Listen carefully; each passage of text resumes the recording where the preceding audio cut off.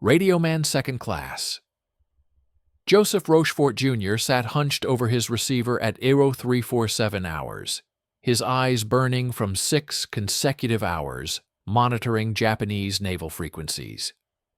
The cramped, windowless room deep beneath the Pacific Fleet headquarters smelled of cigarette smoke, stale coffee, and the peculiar metallic odor of overheated radio equipment. Around him, 24 other radio men and cryptanalysts worked in near silence, broken only by the rhythmic clicking of typewriters and the occasional crackle of static from the receivers. Rochefort was not the famous Commander Joseph Rochefort, who had broken Japanese codes before Midway. He was the commander's nephew, assigned to Hypo 6 months earlier, fresh from radio school in San Diego. At 19 years old, he was one of the youngest men in the unit, and he felt the weight of his famous uncle's legacy every moment of every shift. The other radio men called him Junior, with a mixture of affection and skepticism. He had not yet proven himself worthy of the name he carried. The assignment that night was routine intercept work. Japanese naval communications had become increasingly difficult to decrypt since the summer of 1943, when Tokyo had introduced new code books and modified their encryption procedures. Station Hypo, which had been the crown jewel of American signals intelligence in the Pacific, had seen its effectiveness diminish dramatically. The cryptanalysts could still break some messages, but the process took days or weeks instead of hours. By the time a message was decoded, the intelligence it contained was often obsolete. Rochefort's specific task was to monitor frequency 49990 kHz, a band the Japanese Navy used for routine administrative traffic between shore stations and ships at sea. The messages were encrypted, of course, but the volume and timing of transmissions could reveal patterns. Traffic analysis, as this technique was called, could sometimes provide intelligence even when the actual content of messages remained unreadable. An increase in radio traffic from a particular base might indicate preparations for an operation. Changes in call signs might signal a reorganization of forces. The night had been quiet. Rochefort had logged 17 transmissions in 6 hours, all brief, all following standard Japanese communication protocols. His logbook recorded the time, frequency, signal strength, duration, and estimated location of each transmission. The work was tedious, requiring absolute concentration to distinguish genuine signals from atmospheric noise and to estimate locations through direction-finding techniques. His mind had begun to wander toward thoughts of breakfast and his bunk when, at 0347, a new signal emerged from the static. The transmission was different from the others. It lasted longer, approximately 4 minutes compared to the usual 30 to 60 seconds. The signal strength was weaker, suggesting a more distant transmitter. But what caught Rochefort's attention was the call sign. Japanese call signs followed predictable patterns, combinations of letters and numbers that identified the transmitting station and sometimes the type of unit. This call sign was unfamiliar, not matching any in the reference sheets posted above his receiver. Standard procedure required him to log the transmission and move on. The cryptanalysts would analyze the recording later, attempting to decrypt the message and identify the sender. But something about the signal nagged at Rochefort. The rhythm of the Morse code seemed irregular, as if the operator was inexperienced or working under difficult conditions. He made a decision that violated protocol. Instead of simply logging the transmission, he began tracking it with the direction-finding equipment. Direction finding, or DF, was a technique that used multiple receivers at different locations to triangulate the source of a radio transmission. Station Hypo had DF equipment, but it was normally operated by specialized technicians, not by intercept operators. Rochefort had received basic training on the equipment, but he was not authorized to use it without supervision. At 0347 on a quiet November morning, with the senior watch officer dozing in his office and the DF technician on a coffee break, Rochefort made his second protocol violation. He activated the DF system himself. The equipment was temperamental, a collection of antennas, receivers, and plotting boards that required careful calibration. Rochefort worked quickly, adjusting frequencies and taking bearings. The Japanese transmission continued, the operator sending groups of 5-digit numbers in the standard format of encrypted naval messages.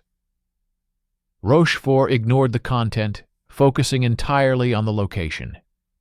The first bearing placed the transmitter somewhere to the southwest. He switched to a second antenna array, took another bearing, and plotted the intersection on his chart. The result made him pause. According to his calculations, the transmission was originating from somewhere in the South China Sea, approximately 800 miles west of the Philippines. That location made no sense. Japanese naval communications from that region normally came from shore stations in Saigon, Manila, or Singapore, all of which had known call signs and operated on different frequencies. This signal was coming from the open ocean, from a ship or possibly a submarine.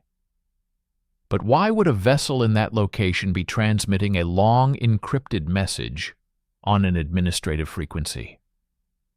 Rochefort checked his calculations, worried he had made an error. Direction finding was as much art as science, subject to errors from atmospheric conditions, equipment calibration, and operator technique. But his second plot confirmed the first. The transmission was definitely coming from the South China Sea. He logged the information, noting his DF bearings and his estimate of the transmitter's location. Then he made his third and most significant protocol violation. He decided to track the signal actively, to see if he could refine the location or determine the transmitter's movement. For the next 40 minutes, Rochefort monitored frequency 4990, waiting for another transmission. Japanese radio operators typically worked in shifts, sending multiple messages during their assigned periods. If this was a ship or submarine, it would likely transmit again. At 0431, his patience was rewarded. The same call sign appeared, sending another long encrypted message. Rochefort immediately began taking DF bearings, working with an intensity that blocked out everything else in the room. This time, his plot showed the transmitter had moved. In the 44 minutes between transmissions, the source had shifted approximately 30 miles to the northeast. Rochefort felt his pulse quicken. A stationary shore station could not move. This was definitely a ship, and it was traveling at a speed he could calculate. 30 miles in 44 minutes meant a speed of approximately 41 knots. That was impossibly fast for a cargo ship or even most warships. Only destroyers and cruisers could sustain such speeds, and they rarely did so except in combat or emergency situations. But there was another possibility that Rochefort had not considered, one that would not occur to him until later. His calculation assumed the ship had traveled in a straight line between the two transmission points. If the ship had been traveling at an angle to his bearing lines, the actual speed could be different. If multiple ships were transmitting using the same call sign, which sometimes happened in Japanese naval practice, The apparent movement could be an illusion created by different vessels in different locations. These possibilities did not occur to the young radio man in the moment. He saw only what his calculations told him. A fast-moving vessel in an unexpected location, transmitting encrypted messages on an unusual frequency. The watch officer, Lieutenant Commander Robert Farnsworth, emerged from his office at 0445, drawn by the unusual intensity of activity at Rochefort Station. Farnsworth was a career intelligence officer, 38 years old, who had served in naval communications since before the war. He had a reputation for being meticulous and by the book, qualities that made him an effective administrator, but sometimes frustrated the younger, more aggressive cryptanalysts. He approached Rochefort's station with the expression of a man who suspected regulations were being violated. "What are you doing with the DF equipment, Rochefort?" Farnsworth's voice carried the flat tone of a superior officer, who already knew the answer and disapproved. Rochefort stood, suddenly aware that his unauthorized use of equipment could result in disciplinary action. But he also knew he had discovered something potentially significant. He explained quickly, showing Farnsworth his logs, his plots, his calculations. He emphasized the unusual call sign, the unexpected location, the apparent high speed of the transmitter. Farnsworth studied the plots in silence, his expression unreadable. Finally he spoke. "You violated protocol 3 times tonight, Rochefort. You used DF equipment without authorization. You tracked a target without orders. You abandoned your assigned monitoring duties." He paused, and Rochefort prepared himself for a reprimand. "You also may have discovered something important. I'm taking this to Commander Dyer immediately. You stay here and continue monitoring that frequency. If that call sign appears again, I want to know about it instantly." Commander Thomas Dyer had commanded Station Hypo's cryptanalysis section since Commander Joseph Rochefort's controversial reassignment to San Francisco in October 1942.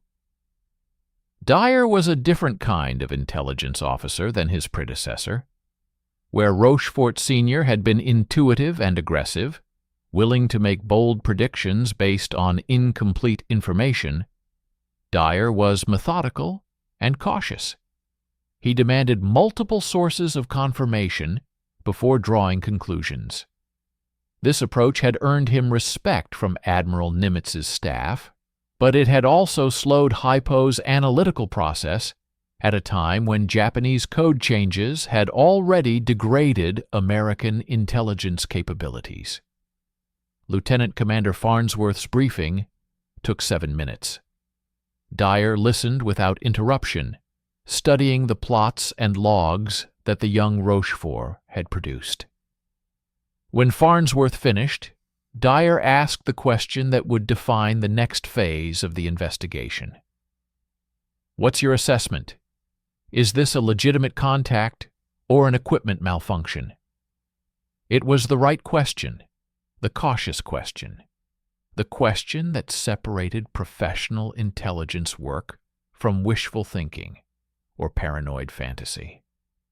Farnsworth chose his words carefully. The DF bearings are consistent across multiple transmissions. The signal characteristics match Japanese naval communication protocols. The call sign is unfamiliar, but that's not unusual given how frequently they rotate their codes. The calculated speed is high, but not impossible for a warship. My assessment is that this is probably a legitimate contact, but we need more data to be certain. I recommend we continue monitoring and task additional DF stations to track this signal if it appears again." Dyer nodded slowly, his mind already working through the implications and the resources required. Station Haipo was not the only American signals intelligence facility in the Pacific. The Navy operated DF stations in Australia, Samoa, Midway, and along the Aleutian chain. The Army operated its own network of intercept stations. If this signal appeared again, multiple stations could take simultaneous bearings, producing a much more accurate location than a single station could achieve.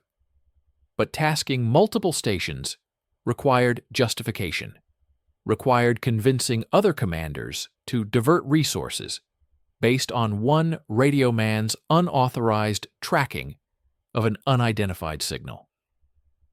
Get me everything we have on Japanese naval activity in the South China Sea for the past month, Dyer ordered. I want to know what units are operating in that area, what their normal communication patterns are, and whether there's any operational intelligence that might explain a high-speed transit through that region. And get young Rochefort in here. I want to hear his assessment directly. Farnsworth departed, and Dyer turned to the large wall map of the Pacific that dominated his office. The South China Sea was marked with colored pins representing known Japanese bases, shipping routes, and recent contact reports. Joseph Rochefort Jr. entered the commander's office at 0547, still wearing his headphones around his neck, a habit that marked him as a radio man even out of uniform.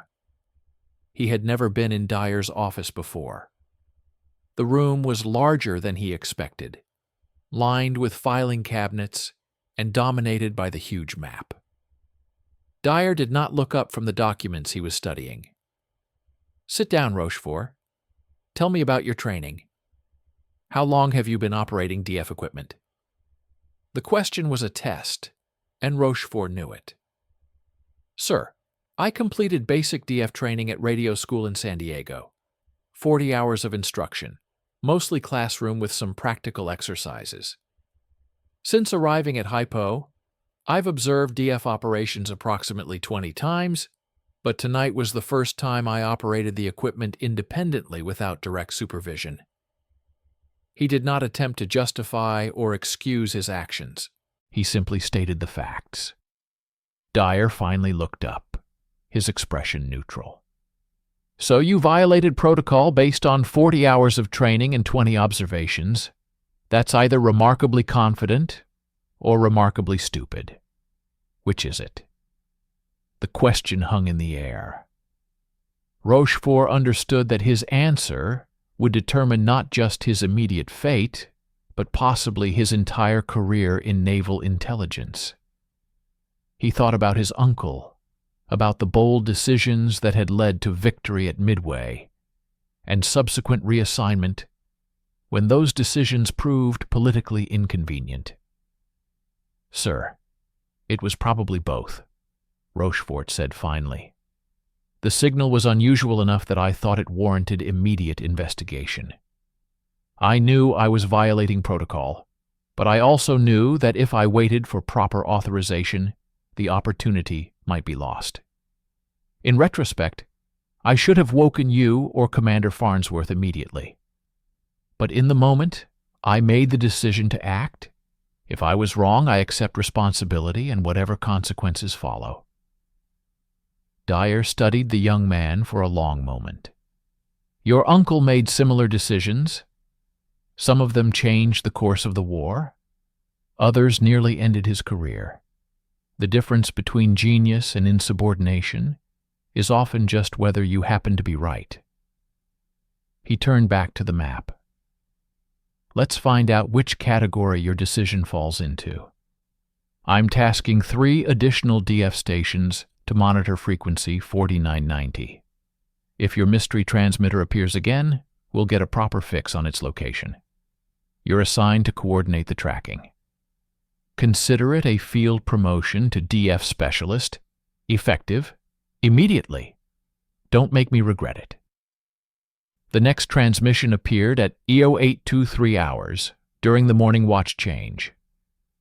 Rochefort was still at his station, running on coffee and nervous energy. The same unfamiliar call sign emerged from the static, transmitting another long, encrypted message. This time, 4 DF stations tracked it simultaneously. Hypo in Hawaii, Station Cast in Melbourne, Station Able in Samoa, and a small army facility on Espiritu Santo in the New Hebrides. The multiple bearings converged on a location in the South China Sea, approximately 150 miles west of Palawan Island in the Philippines. The plot showed the transmitter had moved again, traveling approximately 240 miles northeast from its previous estimated position. The time between transmissions had been 3 hours and 52 minutes. Rochefort calculated the speed, approximately 62 knots. That was impossible. No ship in any navy could sustain 62 knots. The fastest destroyers in the world, the French Le Fantasque class, could reach 45 knots in ideal conditions. Even if the Japanese had developed some revolutionary new vessel, basic physics limited how fast a ship could move through water. Commander Dyer arrived at Rochefort's station within minutes of the transmission's end, summoned by a messenger. He studied the new plots in silence, comparing them with the earlier data. Either your DF equipment is malfunctioning, or you're tracking multiple ships using the same call sign, or something very strange is happening. What's your assessment? He directed the question at Rochefort, testing the young radioman's analytical thinking. Rochefort had been considering the same question. Sir, I think we're tracking multiple ships. The Japanese sometimes assign the same call sign to all vessels in a convoy or task force.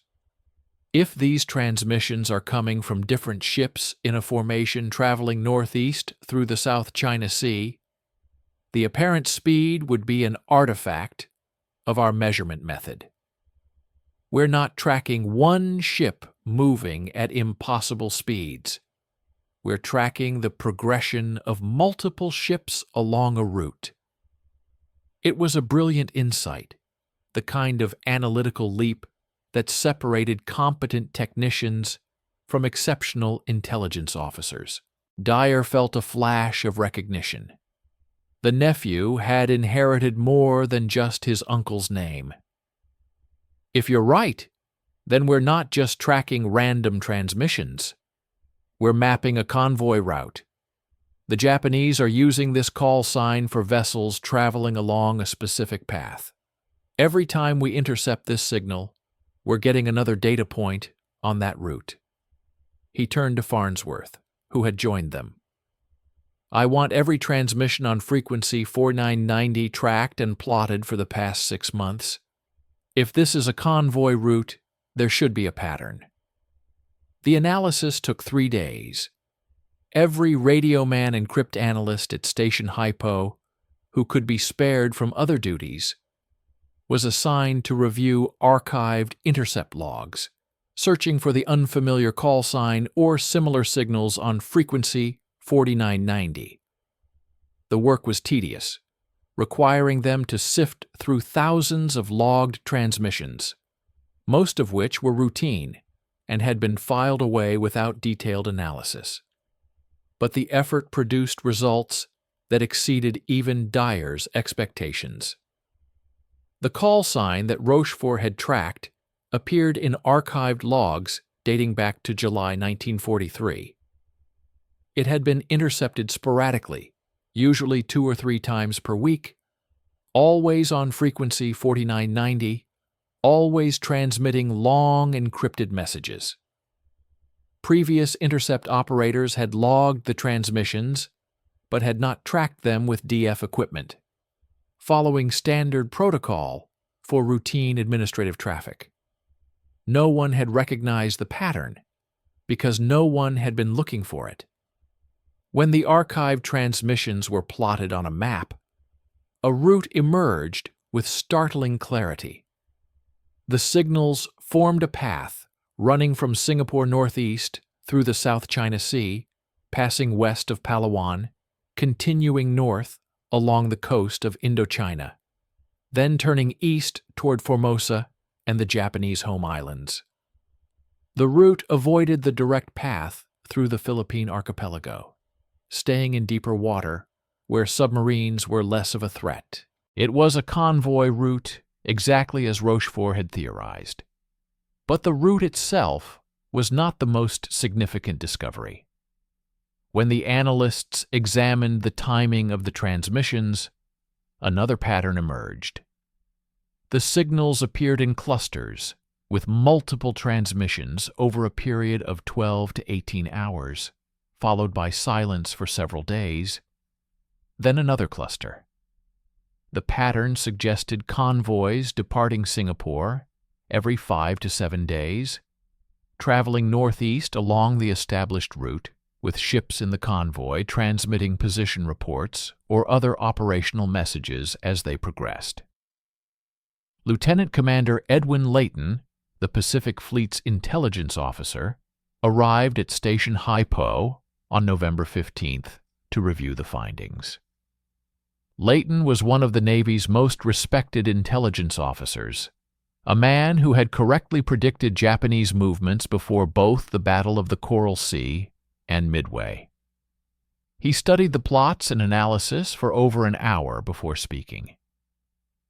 If this is accurate, and I have no reason to doubt it is, then you've discovered something of immense strategic value. The Japanese are moving supplies and reinforcements from Southeast Asia to their home islands and forward bases. This route represents a major logistics artery. If we can predict when convoys are using this route, we can position submarines to intercept them. The implications were profound. American submarines had been operating in the Pacific since the war's beginning, but their effectiveness had been limited by several factors. Torpedo problems had plagued the submarine force through 1942 and into 1943. More significantly, submarines often operated blindly, patrolling areas where enemy ships might appear, but with no specific intelligence about convoy schedules or routes. If Station Haipo could predict when Japanese convoys would be traveling along this newly discovered route, submarines could be positioned in advance, turning random patrols into planned ambushes. Admiral Chester Nimitz's morning intelligence briefing typically lasted 30 minutes and covered the entire Pacific theater. On this particular morning, Lieutenant Commander Layton requested an additional 15 minutes to present Station Haipo's findings about the convoy route. Nimitz listened to the briefing with the focused attention that characterized his command style, occasionally asking questions, but mostly allowing Layton to present the complete analysis before offering his assessment. The Admiral's conference room was sparse by the standards of flag officer accommodations.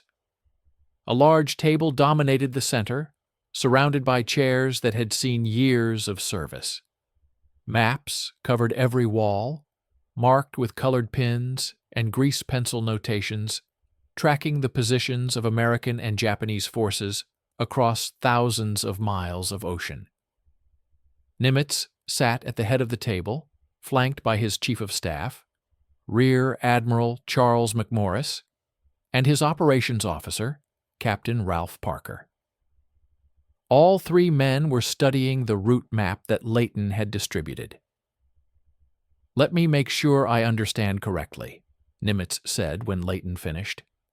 "A 19-year-old radioman violated protocol 3 times in one night, and as a result, we've potentially discovered a major Japanese convoy route that we've been intercepting for months without recognizing its significance. Is that an accurate summary?" His tone was neutral, revealing neither approval nor disapproval. Nimitz had a reputation for judging results rather than methods, but he was also a stickler for proper procedure and chain of command. Layton chose his response carefully. "Admiral, that's accurate as far as it goes. But I would add that Commander Dyer recognized the significance of Rochefort's findings immediately and committed substantial resources to validating them.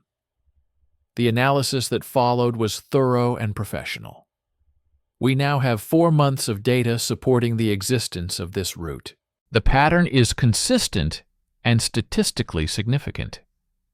This isn't speculation based on a single intercept. It's a documented pattern confirmed by multiple sources. Captain Parker leaned forward, his expression skeptical. But we still can't read the messages themselves, correct? We're inferring the existence of convoys based on radio traffic patterns and direction finding, but we don't actually know what these transmissions contain. They could be weather reports. They could be routine administrative messages. We're asking the Admiral to commit submarine assets based on traffic analysis, not on decrypted intelligence. It was a valid objection, the kind of cautious pushback that prevented intelligence organizations from overreaching or seeing patterns that did not exist. Parker was not hostile to the intelligence. He was doing his job, stress testing the analysis before operational resources were committed. Layton had anticipated the objection and had prepared his response. Captain, you're correct that we haven't decrypted the messages, but the pattern itself is intelligence.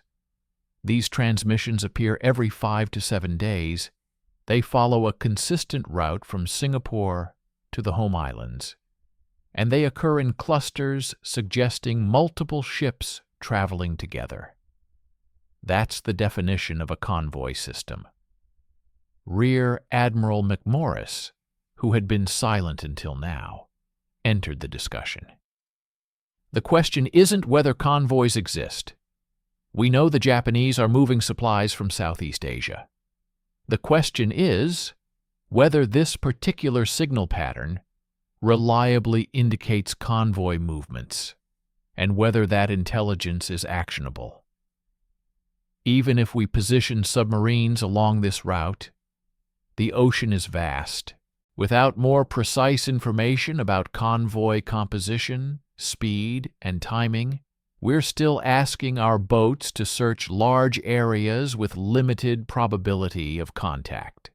The discussion continued for another 20 minutes, with Parker and McMorris raising legitimate concerns about the reliability of the intelligence and the operational challenges of exploiting it. Nimitz listened to all arguments before rendering his decision. Here's what we're going to do. Commander Dyer will continue monitoring this frequency and refining the analysis. I want to know everything possible about the timing, frequency, and characteristics of these transmissions. Captain Parker, you'll work with Submarine Command to identify 2 boats that can be positioned along this route for a trial period of 2 weeks.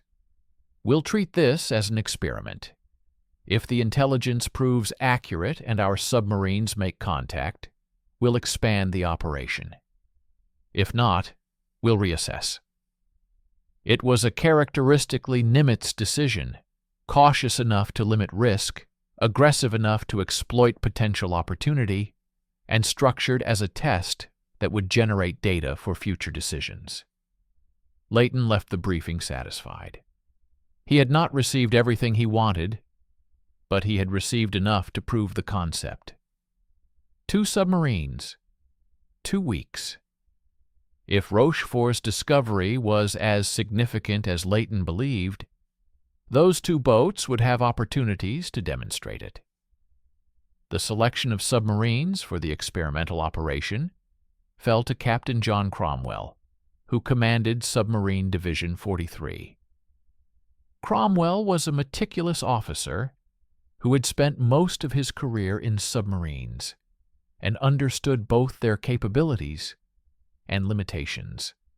He reviewed the intelligence package that Layton provided, studied the route map, and considered which boats under his command were best positioned to exploit the opportunity. His choice fell on USS Pargo and USS Pito, both Gato-class submarines that were completing refit at Pearl Harbor and scheduled to depart for patrol in the South China Sea. Lieutenant Commander David Bell White, commanding officer of USS Pargo, received his patrol orders on November 18th. The orders were unusual in their specificity. Most submarine patrol orders designated a general area and left the details of patrol patterns to the commanding officer's discretion.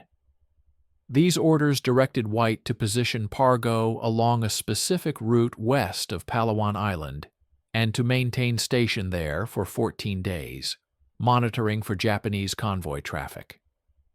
The orders included the intelligence assessment from Station Hypo, complete with the route map and timing analysis.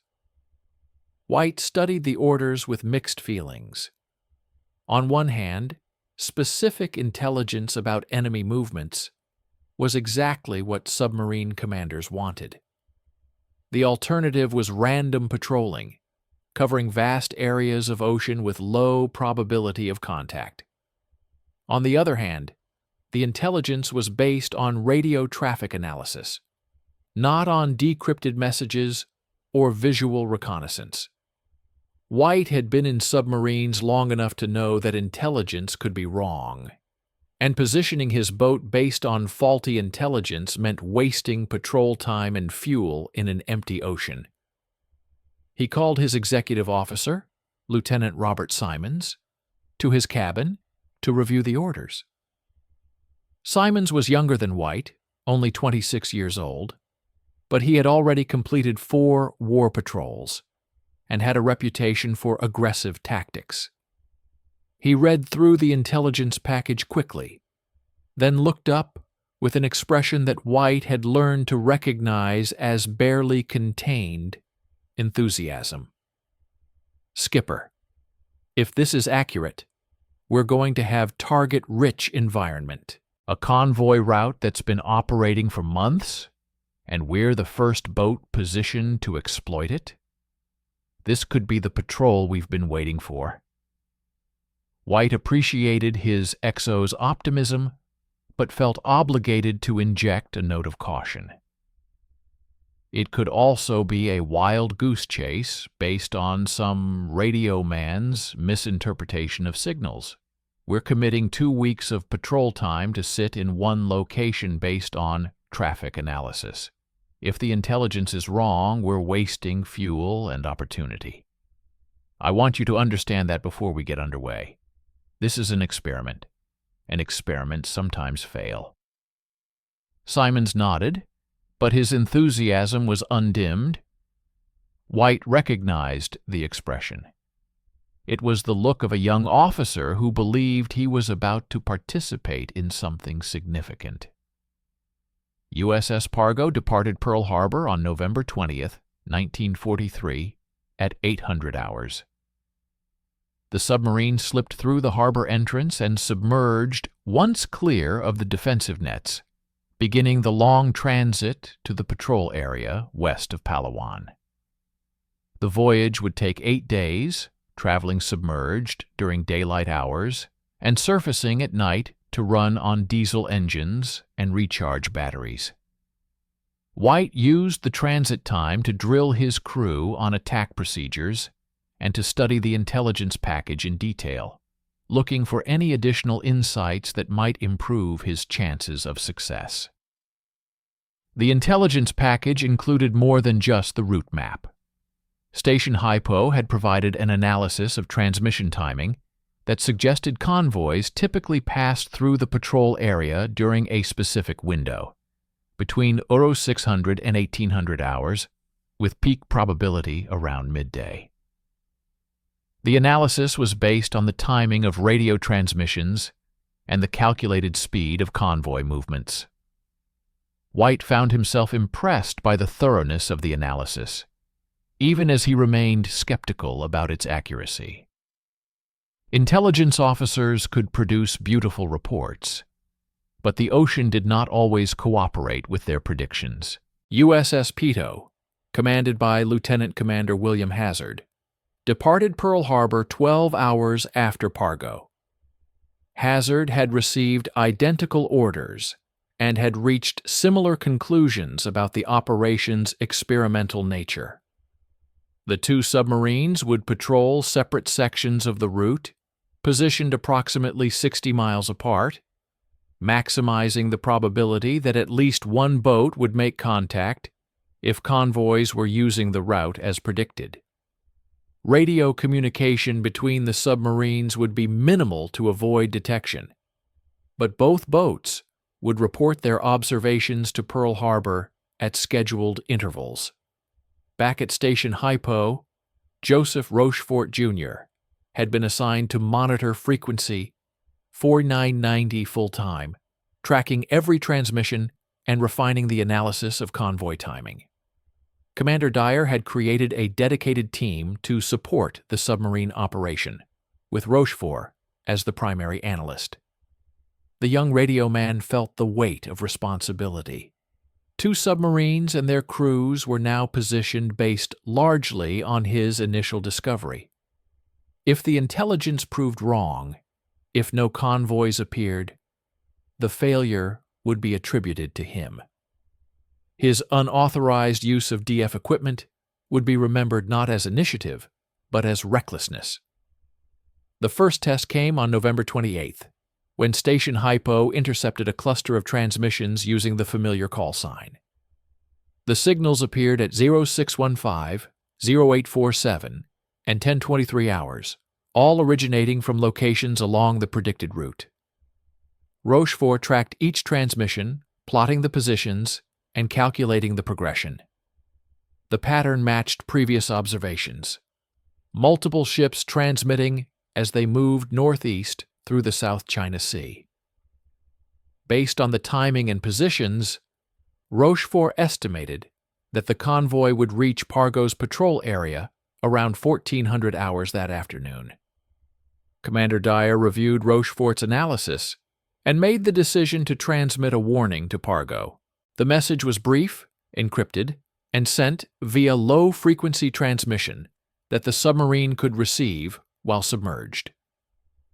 Possible convoy approaching your area from southwest. Estimated arrival 1400 hours. Multiple contacts likely. The message was transmitted at 11:47 hours. Whether Pargo received it, and whether the prediction was accurate, would not be known for hours, or possibly days. Submarines on patrol maintained radio silence except for critical reports, and contact reports were only sent after attacks were completed, or when breaking contact with the enemy. Lieutenant Commander White received the message at 1203 hours, while Pargo was running submerged at periscope depth. The radio operator delivered the decoded message to the control room, where White was standing watch. He read it twice, then checked his navigation plot. Pargo was positioned exactly where the patrol orders had specified, approximately 40 miles west of Palawan Island, in water deep enough for maneuvering, but shallow enough that periscope observations were practical. If the intelligence was accurate, a convoy would appear from the southwest within the next 2 hours. White ordered the submarine to battle stations at 1330 hours, giving his crew 30 minutes to prepare before the estimated contact time. The transition was smooth, practiced through countless drills. Torpedomen checked their weapons, ensuring all 6 bow tubes and 4 stern tubes were loaded and ready. The fire control team manned their stations, preparing the mechanical computers that would calculate firing solutions. White positioned himself at the periscope, beginning a systematic search of the southwestern horizon. The ocean was calm, visibility excellent. If ships were approaching, he would see them. At 14:07 hours, 3 minutes past the estimated arrival time, White saw smoke on the horizon. The smoke appeared as thin gray smudges against the pale afternoon sky, barely distinguishable from clouds at first glance. Lieutenant Commander White kept his eye pressed to the periscope, counting the smoke columns, while his executive officer, Lieutenant Simons, stood ready with binoculars for the moment when White would step back and allow him to observe. I count 4 distinct smoke sources bearing 215 degrees. Range is difficult to estimate, but I'd say at least 12 miles, possibly 15. They're heading northeast, consistent with the predicted route. White stepped back from the periscope, and Simons immediately took his place. The control room was silent except for the quiet hum of electric motors and the occasional whispered report from the sonar operator. Every man aboard understood what those smoke columns represented. After weeks of preparation, after 8 days of transit, after 2 days of waiting in the patrol area, the intelligence had proven accurate. A Japanese convoy was approaching exactly when and where Station Haipuo had predicted it would appear. The fire control team began their calculations, using the bearing and estimated range to plot an intercept course. The problem was complex, requiring them to predict where the convoy would be when Pargo's torpedoes arrived, accounting for the submarine's speed, the target's speed and course, and the running time of the torpedoes themselves. The mechanical computers that performed these calculations were marvels of pre-electronic engineering, but they required accurate input data. White needed to get closer, needed to identify the convoy's composition, and measure its speed precisely before committing to an attack. "Ahead 1/3, come right to course 230, White ordered. Pargo began moving toward the convoy at 3 knots, slow enough to minimize the periscope wake that might betray the submarine's presence to alert lookouts. White raised the periscope every 3 minutes for quick observations, never leaving it up for more than 10 seconds at a time. The fundamental challenge of submarine warfare was that the periscope, the submarine's only window to the surface world, was also its greatest vulnerability. A periscope wake, or the glint of sunlight on the lens, could alert an escort vessel, bringing depth charges that could destroy the submarine before it ever fired a shot. Over the next 40 minutes, the convoy's composition became clear. White counted 6 merchant ships arranged in 2 columns of 3 ships each, with 4 escort vessels providing protection. The escorts were destroyers, or possibly destroyer escorts, smaller vessels designed specifically for anti-submarine warfare. They moved in a pattern around the merchant ships, constantly changing position to make it difficult for a submarine to predict their locations. It was a well-organized convoy, professionally escorted, exactly the kind of target that submarine commanders dreamed about and also feared. The merchant ships were large, probably cargo vessels or tankers in the 8,000 to 10,000 ton range. At 14:53 hours, when the convoy had closed to approximately 8,000 yards, White could see details through the periscope. The lead ship in the port column appeared to be a tanker, riding high in the water, suggesting it was either empty or only partially loaded. The lead ship in the starboard column was definitely a cargo vessel, sitting lower in the water, probably fully loaded. The other 4 ships were similar cargo vessels, all heading northeast at what White estimated to be 12 knots. White faced the classic submarine commander's dilemma. He could attack now, from a range of 8,000 yards, firing a spread of torpedoes at the nearest targets, and then diving deep to evade the inevitable counterattack from the escorts. Or he could wait, allowing the convoy to close further, improving his chances of hitting multiple targets, but also increasing the risk that the escorts would detect Pargo before the attack. The decision required balancing aggression against caution, opportunity against survival. "We're going to let them close to 4,000 yards, White announced. "I want a firing solution on the lead cargo ship in the starboard column. That's our primary target. Secondary target is the ship immediately behind it. We'll fire a 4-torpedo spread at the primary, then shift to the secondary, if we have time before the escorts react." Questions? There were none. The crew had trained for this scenario dozens of times. They knew their roles, knew the risks, knew that the next 30 minutes would determine whether this patrol was remembered as a success or a failure. The convoy continued its approach, the merchant ships maintaining their formation, while the escorts wove their protective pattern. White watched through the periscope, timing his observations to coincide with moments when the nearest escort was turned away or obscured by the merchant ships. At 15:21 hours, with the range down to 4,200 yards, he made his final observation before the attack. The lead cargo ship in the starboard column was clearly visible, a large vessel with a distinctive superstructure amidships. White could see crew members on deck, could see cargo booms and ventilators, could see the ship's wake as it plowed through the calm sea. "Final bearing and shoot," White ordered. The fire control team made their last adjustments to the torpedo data computer. "Bearing mark!" White called out the bearing to the target. "Range 4100 yards.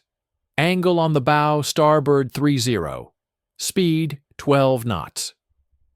The fire control officer repeated the data, confirming the solution was set. "Solution ready," he reported. "Outer doors are open. Tubes 1 through 4 are ready to fire." White took one last look through the periscope, confirming the target's position. Fire 1. The submarine shuddered slightly as compressed air ejected the first torpedo from its tube. Fire 2. Another shudder. Fire 3. Fire 4.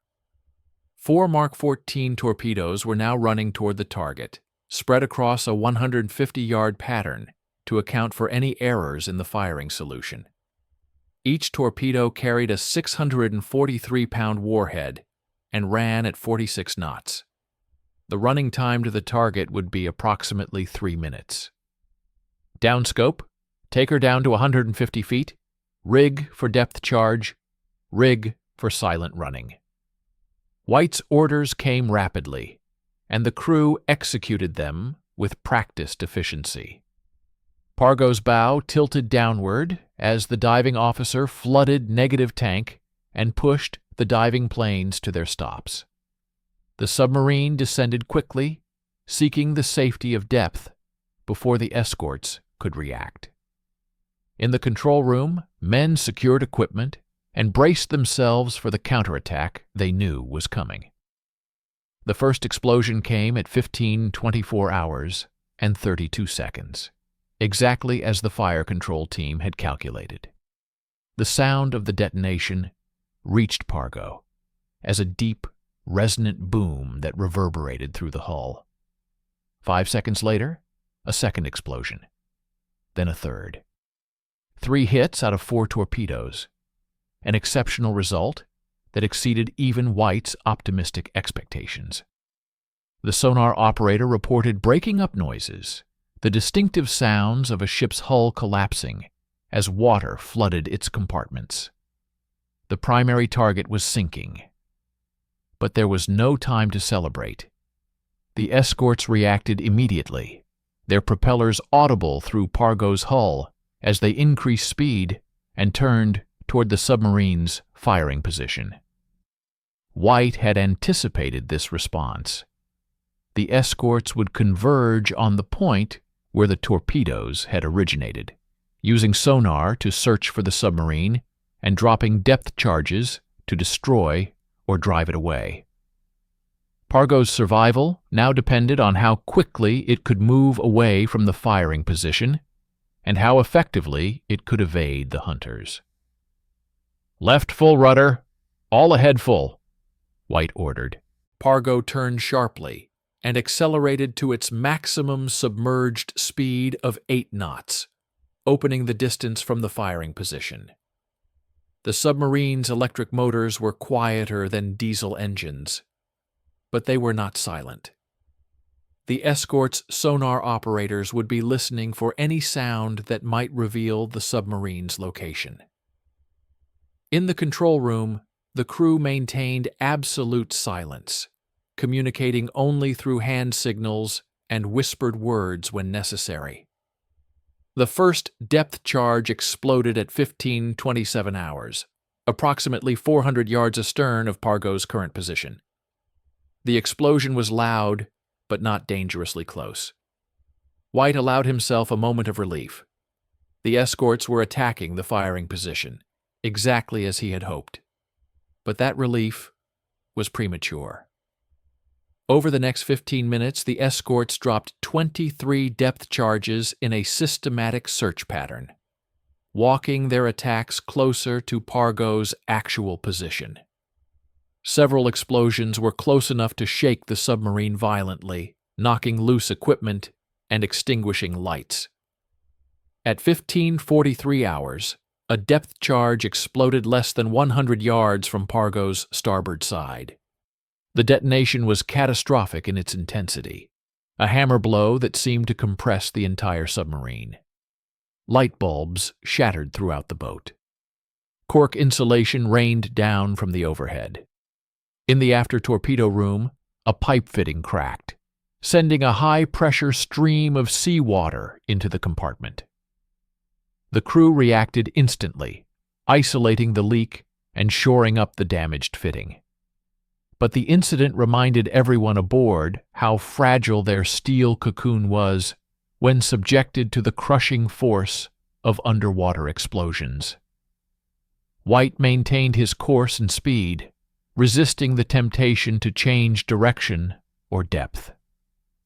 Erratic maneuvering might seem like the logical response to a depth charge attack, but it could also make the submarine easier to track.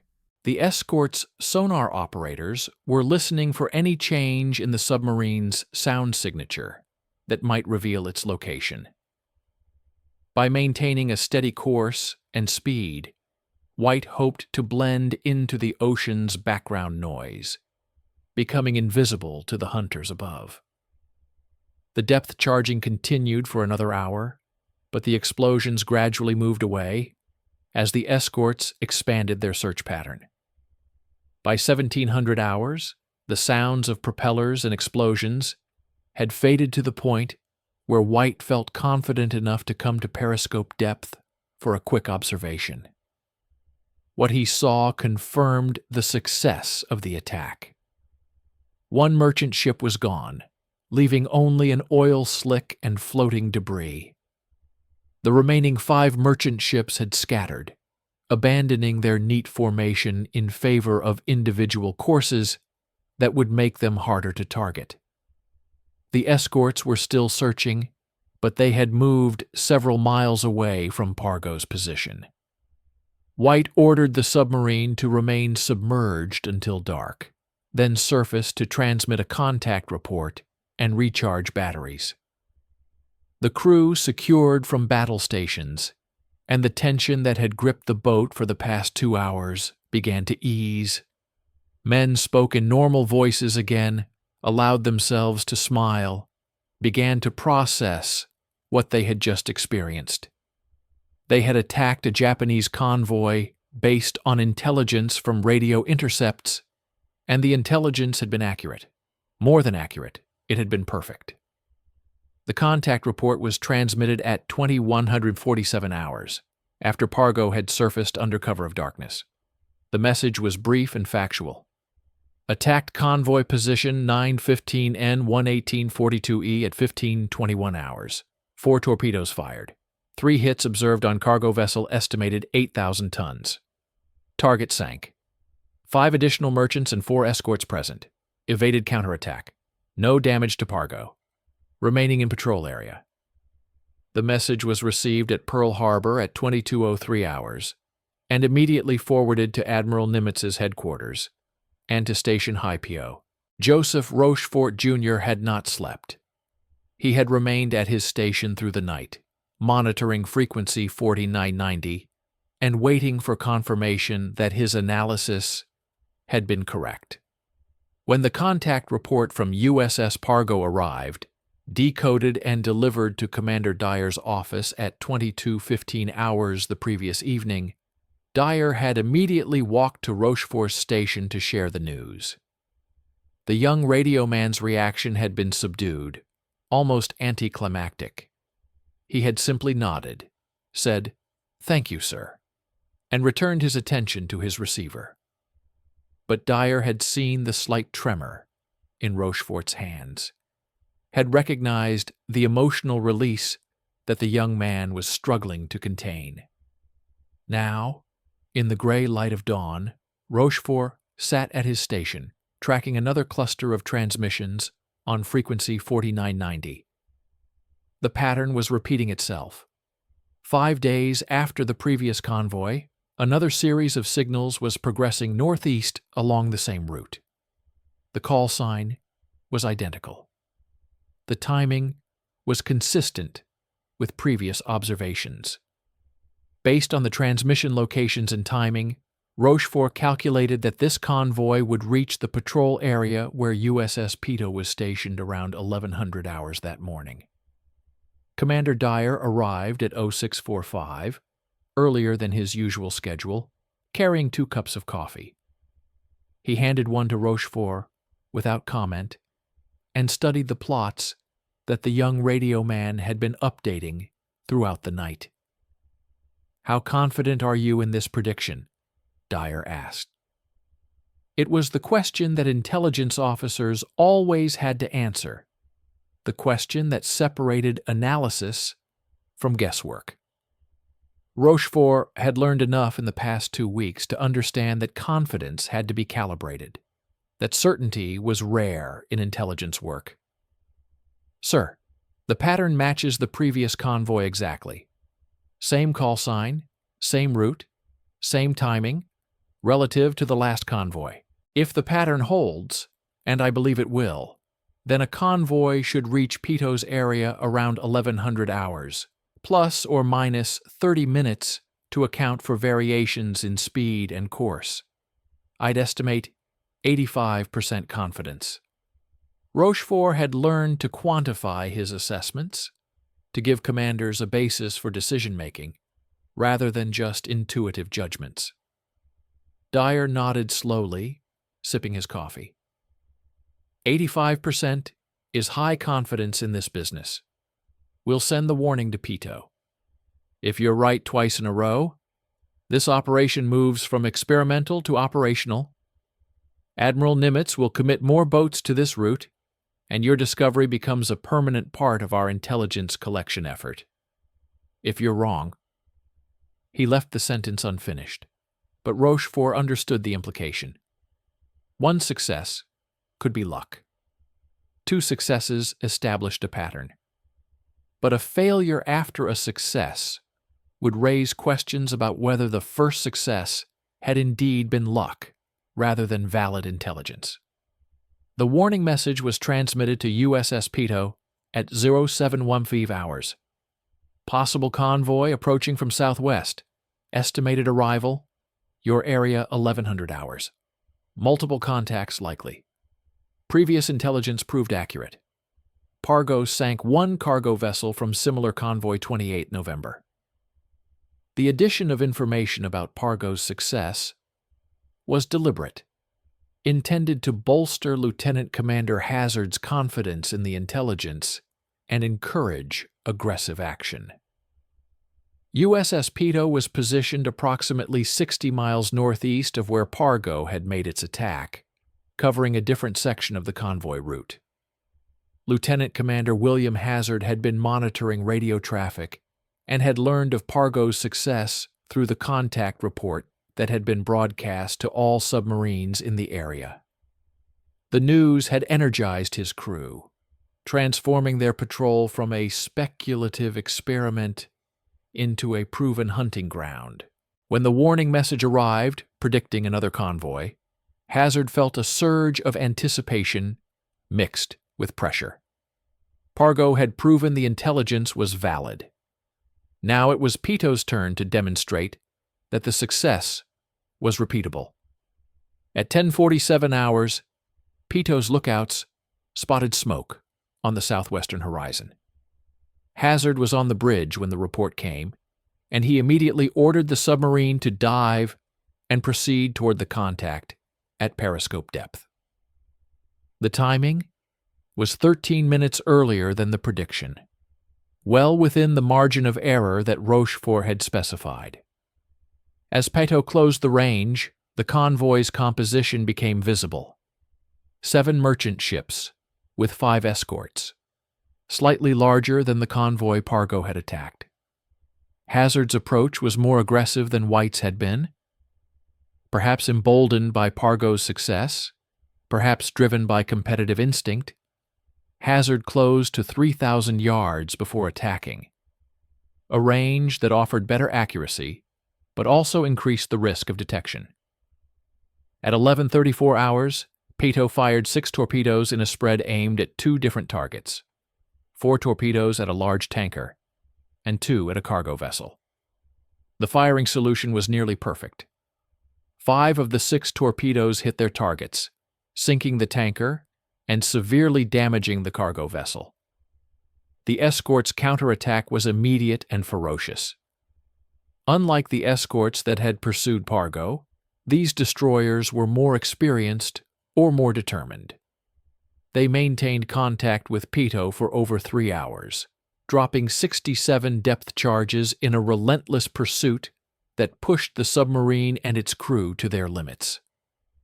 Several charges exploded close enough to cause significant damage: a hydraulic leak in the bow planes, a cracked battery cell that released chlorine gas, and damage to the sound gear that left Pito partially deaf to the threats around it. But Pito survived. Hazard's skillful maneuvering and his crew's damage control efforts kept the submarine operational, and eventually the escorts broke off their attack, possibly running low on depth charges or called away to protect the surviving merchant ships. Pito surfaced after dark, transmitted its contact report, and began the process of assessing damage and making repairs.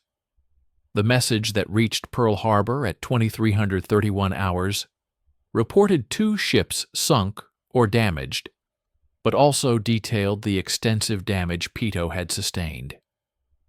The submarine would need to cut short its patrol and return to base for repairs.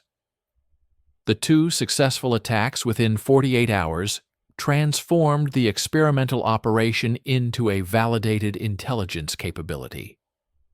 Admiral Nimitz's morning briefing on November 30th focused almost entirely on the convoy route and how to exploit it more systematically. Captain Parker, who had been skeptical during the initial briefing, was now advocating for positioning additional submarines along the route. "We've proven the intelligence is accurate and actionable. We should have boats stationed at intervals along the entire route from Singapore to Formosa. Every convoy that uses this route should face multiple submarine attacks." But Lieutenant Commander Layton urged caution. "We need to consider the sustainability of this operation. The Japanese aren't stupid. After losing 3 ships in 2 days, they're going to investigate why. They may discover that their radio transmissions are being tracked.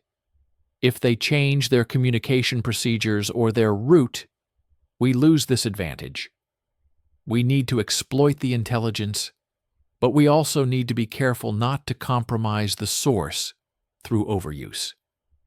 It was the eternal tension in intelligence operations, the conflict between exploitation and protection. Intelligence that was never used had no value, but intelligence that was used too obviously could be compromised, alerting the enemy to change their procedures and eliminating future opportunities. Nimitz understood this tension instinctively. "We'll position 4 submarines along the route, spaced to provide coverage without saturation. We'll limit attacks to 1 or 2 ships per convoy, enough to inflict damage, but not so much that it's obviously the result of specific intelligence. And we'll monitor Japanese reactions carefully. If they change their procedures, we adapt." The decision represented a middle path between aggressive exploitation and careful protection, typical of Nimitz's balanced approach to command.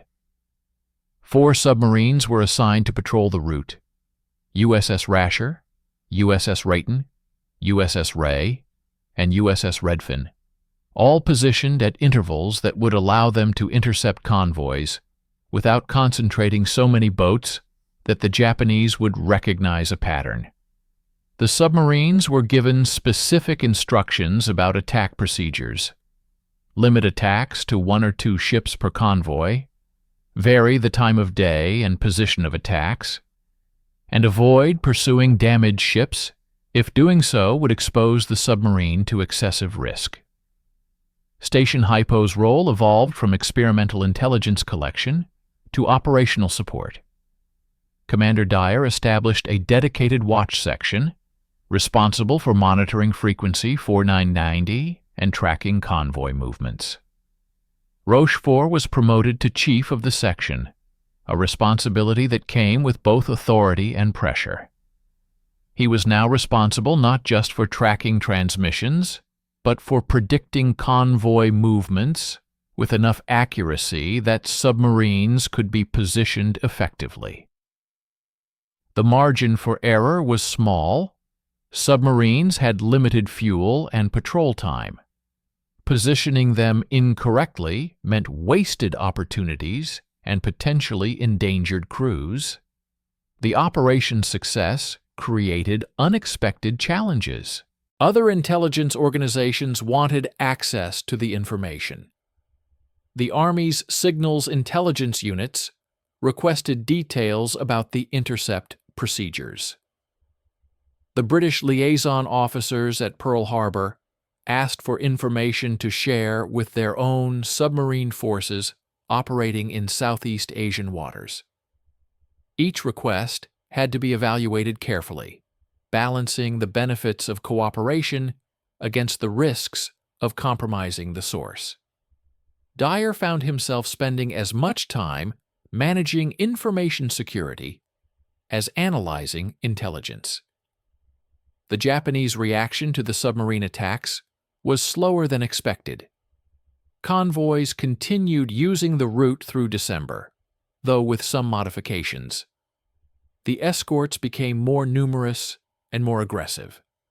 Some convoys began traveling at night, making them harder to detect visually, but not affecting the radio transmissions that allowed Station Hypo to track them. The call sign changed in mid-December, but the new call sign was quickly identified and added to the tracking system. The route itself remained essentially unchanged, suggesting the Japanese had not yet connected their losses to a compromise of their communications. By the end of December 1943, American submarines had sunk or damaged 17 Japanese ships along the convoy route, a success rate that exceeded even the most optimistic predictions. The tonnage sunk represented a significant blow to Japanese logistics, disrupting the flow of raw materials from Southeast Asia to the home islands. Oil, rubber, tin, and other strategic materials that Japan desperately needed were now resting on the bottom of the South China Sea. The economic impact was difficult to quantify precisely, but intelligence analysts estimated that the losses were equivalent to removing approximately 15% of Japan's merchant shipping capacity from service. The human cost was also significant. though harder to measure. Thousands of Japanese merchant seamen died when their ships were torpedoed. Some were killed instantly in the explosions. Others drowned when their ships sank too quickly for lifeboats to be launched. Still others died of exposure or thirst while floating in the open ocean, waiting for rescue that sometimes never came. American submarine commanders rarely witnessed these deaths directly. They saw ships sink and then departed the area, leaving the survivors to their fate. It was a brutal calculus of war, one that submariners tried not to dwell on. The success also had an unexpected effect on Joseph Rochefort Jr.'s career and reputation. The young radio man who had violated protocol on a November night had become, by the end of December, one of the most valuable intelligence analysts in the Pacific. Officers who had initially dismissed him as Junior, trading on his uncle's famous name, now sought his assessments and predictions. He was invited to briefings at fleet headquarters, asked to train other analysts in traffic analysis techniques, and mentioned in dispatches as a key contributor to the submarine campaign. But success brought its own pressures. Rochefort found himself working 16-hour days, monitoring transmissions, refining predictions, and second-guessing every assessment. The knowledge that submarine crews were risking their lives based on his analysis weighed heavily on him. When a submarine failed to make contact with a predicted convoy, he wondered if his calculations had been wrong. When a submarine was damaged in a counterattack, he wondered if his intelligence had been too aggressive, encouraging commanders to take excessive risks. Joseph Rochefort Jr. sat alone in the darkened analysis room, surrounded by 4 months of convoy tracking data spread across 3 tables. The operation had exceeded every expectation. 31 Japanese ships sunk, countless tons of strategic materials denied to the enemy, and not a single American submarine lost while operating on intelligence he had provided. By any objective measure, it was a triumph. But tonight, the weight of that success felt crushing. The message had arrived 2 hours earlier. USS Scorpion was overdue and presumed lost. The submarine had been operating along the convoy route, positioned based on Rochefort's latest analysis. The last transmission had been a contact report indicating a convoy sighting. Then silence. Search aircraft had found an oil slick and debris field. 84 men were gone. Rochefort knew intellectually that Scorpion's loss might not be related to his intelligence. Submarines faced countless dangers: mechanical failures, mines, aircraft, surface ships. But the timing was impossible to ignore. The boat had been where he had told them to go, hunting targets he had identified. Whether his analysis had directly caused their deaths or simply placed them in harm's way, the result was the same. Commander Dyer found him there at dawn, staring at the maps without seeing them. The older officer said nothing at first, just placed a hand on Rocherov's shoulder. Finally, "Your uncle once told me that intelligence work means living with uncertainty and responsibility in equal measure. We give commanders the best information we can, knowing that men will die based on our assessments. Sometimes those men die because our intelligence was wrong. Sometimes they die despite our intelligence being right. The burden is the same either way." "Does it get easier?" Rochefort asked quietly. "No," Dyer said. "But you learn to carry it. And you remember that more men would die without the intelligence we provide. Scorpion's crew knew the risks. Every submariner does. They went into danger with the best information we could give them. That's all we can ever do." The convoy route operation continued, but with modifications. Admiral Nimitz ordered a temporary reduction in submarine deployments, allowing the Japanese to rebuild their confidence while Station Haipyo refined their procedures. The intelligence had been so successful that it risked becoming obvious. Better to step back, let the enemy relax, then resume operations with renewed surprise. Rochefort used the pause to train other analysts, documenting the techniques he had developed through intuition and necessity. The unauthorized DF tracking that had started everything became standard procedure, codified in official protocols. His traffic analysis methods were distributed to other intelligence stations across the Pacific. What had begun as one radioman's violation of protocol had evolved into a systematic intelligence capability. In May 1944, Joseph Rochefort Jr. received orders transferring him to Washington for assignment to the Navy's Cryptanalysis School as an instructor. It was a promotion, recognition of his contributions, and also a gentle removal from operational intelligence work. He was 20 years old and had helped sink 31 enemy ships. The Navy wanted to preserve his expertise while giving him time to mature, before returning him to the sharp end of intelligence operations. His last night at Station Haipyo, Rochefort stood outside the dungeon, looking up at the stars over Pearl Harbor. He thought about the convoy route, about the ships that had sunk, about the men who had died on both sides because of intelligence he had provided.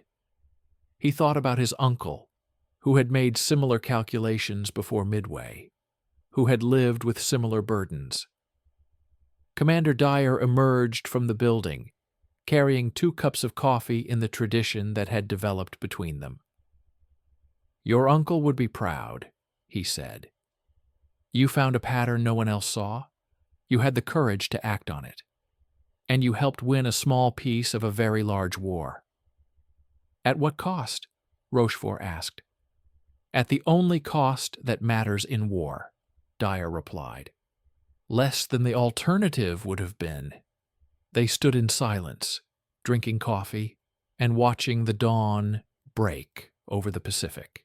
In the distance, submarines were preparing for patrol, carrying torpedoes and intelligence that would send more ships to the bottom. The war would continue with or without Joseph Rochefort Jr. The convoy route would be tracked by other analysts, attacked by other submarines. The pattern he had discovered would be exploited until the Japanese finally changed their procedures or the war ended. But for this moment, in the quiet before dawn, Rochefort allowed himself to feel the full weight of what he had done. The triumph and the tragedy, the success and the cost, the pride and the guilt. He was no longer the eager young radio man who had violated protocol on a November night. He was an intelligence officer who understood that information was power, and power always came with a price. The sun rose over Pearl Harbor, illuminating the harbor where the war had begun for America. Rochefort finished his coffee, straightened his uniform, and walked back into the dungeon. There was still work to do, still convoys to track, still intelligence to provide. The burden would always be there, but so would the duty. And in the end, duty was enough.